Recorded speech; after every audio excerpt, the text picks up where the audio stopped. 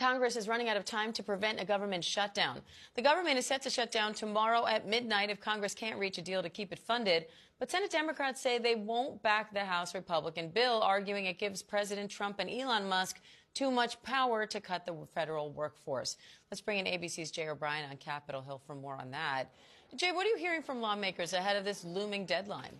Yeah, the clock ticking here, Diane. And Senate Democrats say, to your point, that they don't want to vote for this temporary government funding measure that needs to be passed by that Friday midnight deadline to avert a shutdown because, A, they believe it gives Trump and Musk, as you said, too much power, and it doesn't make any meaningful change as Donald Trump, Elon Musk, and Doge are trying to execute this overhaul of the federal government. But we've also heard from Senate Democrats who say they don't like the way that this was carried about. It was passed almost entirely along party lines out of the House, and then Mike Johnson sent the House home for the rest of the week and essentially dared the Senate and particularly Senate Democrats to vote for this House Republican-led package, or, in a sense, occur. And we saw Senate Democrats balk at that and say that in the Senate, unlike the House, you need Democratic votes to get this over the goal line. At least 7 Democrats would need to join with what we presume to be most, if not all, Republicans to get this passed.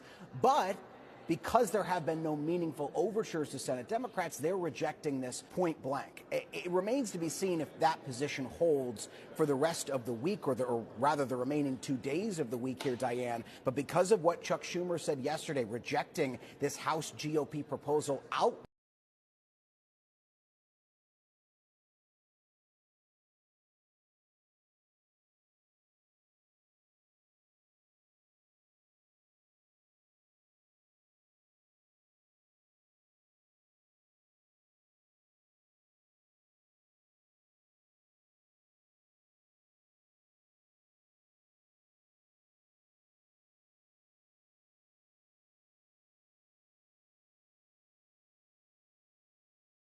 Looks unlikely because you can't pass something on your own out of the Senate because it would also need to pass out of the House. And like I said, the House is gone. They are on recess. And so there is this potential that Senate Democrats get to vote on a temporary government funding measure almost as a kind of performative vote.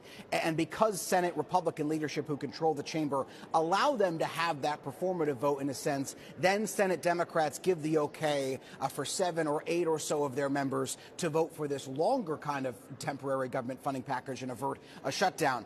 That's potential for a compromise.